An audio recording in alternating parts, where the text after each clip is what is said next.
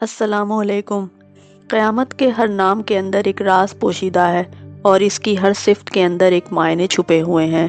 اس کی دہشت اور خوف سے دل دہل جائیں گے۔ زمین و آسمان، جن و انسان اور فرشتے گرز تمام کائنات فنا ہو جائے گی۔ زمین پر کوئی عمارت باقی نہ رہے گی۔ پہاڑ اون کی طرح اڑے پھریں گے۔ آسمان کے تارے بارش کے قطروں کی طرح زمین پر گر پڑیں گے اور ایک دوسرے سے ٹکرا کر ریزہ ریزہ ہو کر فنا ہو جائیں گے۔ اسی طرح ہر چیز فنا ہو جائے گی اور سوائے پروردگار عالم کے کچھ باقی نہ رہے گا۔ قیامت سور اسرافیل کی اس خوفناک چیخ کا نام ہے جس سے پوری کائنات میں زلزلہ آ جائے گا۔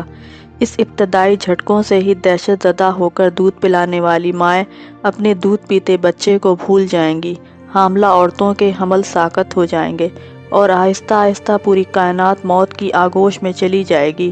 قیامت کے بہت سے معنی ہیں مگر اس عظیم دن کے بارے میں کوئی نہیں جانتا کہ یہ کب آئے گی۔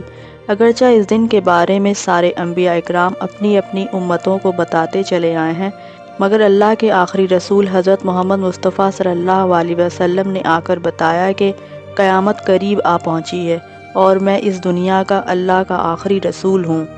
پھر اللہ تعالیٰ حضرت اسرائیل علیہ السلام کو حکم دے گا کہ جبرائیل کی روح قبض کر۔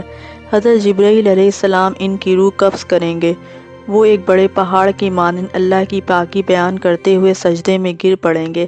اسی طرح حضرت میکائیل علیہ السلام اور اسرافیل علیہ السلام اور عرش اٹھانے والے فرشتوں کی روح باری باری قبض کر لی جائے گی۔ وہ سب بھی مر جائیں گے۔ پھر حضرت اسرائیل علیہ السلام سے اللہ تعالیٰ فرمائے گا مر جا۔ وہ بھی ایک بڑے پہاڑ کی مانند تسبیح کرتے ہوئے سجدے میں گر پڑیں گے اور مر جائیں گے۔ پھر اللہ تعالیٰ کے حکم سے اسرائیل بھی فنا ہو جائیں گے۔ اس وقت سوائے اس ایک اللہ کے دوسرا کوئی نہ ہوگا اور وہ تو ہمیشہ سے ہے اور ہمیشہ رہے گا۔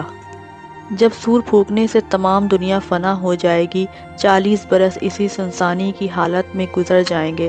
پھر اللہ تعالیٰ کے حکم سے دوسری بار سور پھونکا جائے گا اور پھر زمین و آسمان اسی طرح قائم ہو جائیں گے اور مردے قبروں سے زندہ ہو کر نکل پڑیں گے۔ جو برہنہ پاؤں اور برہنہ جسم میدان حشر کی طرف بھاگیں گے۔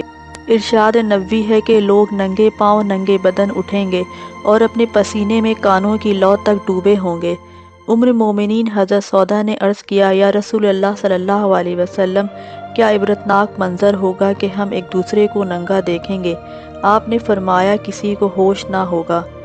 اس دن لوگ ننگے ہوں گے، ہر کسی کو اپنی پڑی ہوگی، کسی کو دیکھنے کا ہوش تک نہ ہوگا۔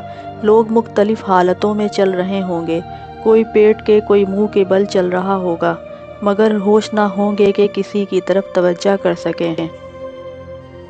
میدان حشر جو ایک صاف و شفاف زمین ہوگی جس پر نہ کوئی ٹلا ہوگا کہ انسان اس کے پیچھے چھپ جائے اور نہ ہی کوئی کھائی، بلکہ وہ ہموار زمین ہوگی جس پر لوگ گروہ در گروہ لائے جائیں گے۔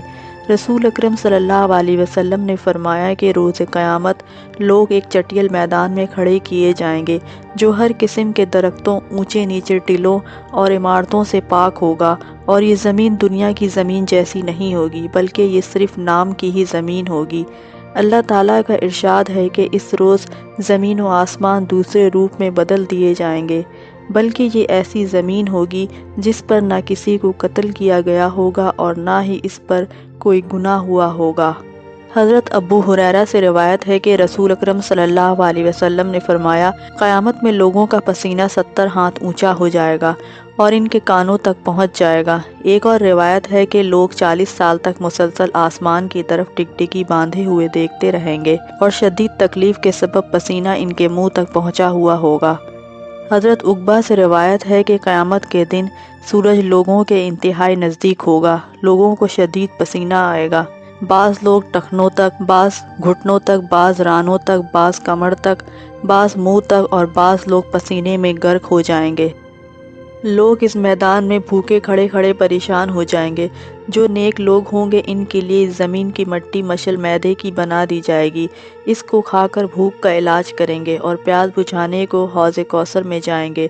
پھر جب میدان قیامت میں کھڑے کھڑے تھک جائیں گے، اس وقت سب مل کر حضرت آدم علیہ السلام کے پاس اور پھر نبیوں کے پاس اس بات کی سفارش کرانے کے لیے جائیں گے کہ ہمارا حساب کتاب اور فیصلہ جلد ہو جائے۔ سب پیغمبر سفارش کا وعدہ نہ کریں گے۔ اس کے بعد ہمارے نبی حضرت محمد مصطفیٰ صلی اللہ علیہ وسلم کی خدمت میں حاضر ہو کر وہی درخواست کریں گے۔ آپ صلی اللہ علیہ وسلم اللہ تعالیٰ کے حکم سے قبول فرما کر مقام محمود میں تشریف لے جا کر سفارش فرمائیں گے۔ اللہ تعالیٰ کا ارشاد ہوگا کہ ہم نے سفارش قبول کی، اب ہم زمین پر اپنی تجلی فرما کر حساب کتاب کیے دیتے ہیں۔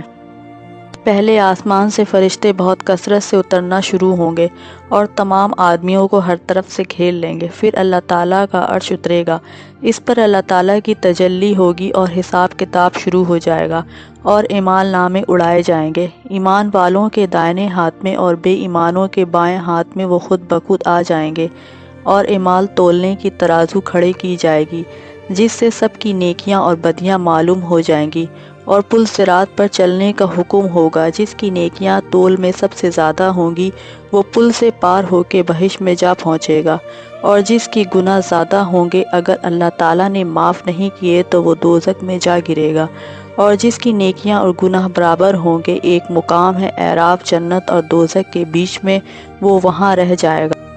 اس کے بعد ہمارے نبی حضرت محمد مصطفیٰ صلی اللہ علیہ وسلم گناہگار لوگوں کو بخشوانے کے لیے شفاعت کریں گے۔ ان کی شفاعت قبول ہوگی، اور جس کے دل میں ذرا سا بھی ایمان ہوگا وہ دوزخ سے نکل کر بہشت میں داخل کر دیا جائے گا۔ اس طرح جو لوگ اعراف میں ہوں گے وہ بھی آخر میں جنت میں داخل کر دیے جائیں گے، اور دوزخ میں خالی وہی لوگ رہ جائیں گے جو بالکل کافر اور مشرک ہیں، اور ایسے لوگوں کو کبھی دوزخ سے نکلنا نصیب نہ ہوگا۔ جب سب جنتی اور دوزخی اپنے اپنے ٹھکانے ہو جائیں گے، اس وقت اللہ تعالیٰ دوزخ اور جنت کے بیچ میں موت کو ایک مینڈے کی صورت میں ظاہر کر کے سب جنتیوں اور دوزخیوں کو دکھلا کر اس کو ذبح کرا دیں گے، اور فرمائیں گے کہ اب نہ جنتیوں کو موت آئے گی نہ دوزخیوں کو آئے گی، سب کو اپنے اپنے ٹھکانوں پر رہنا ہوگا۔ اس وقت نہ جنتیوں کی خوشی کی کوئی حد ہوگی اور نہ دوزخیوں کے صدمے اور رنج کی کوئی انتہا ہوگی۔ Subscribe now and press the bell icon. Never miss an update. Subscribe now and press the bell icon. Never miss an update.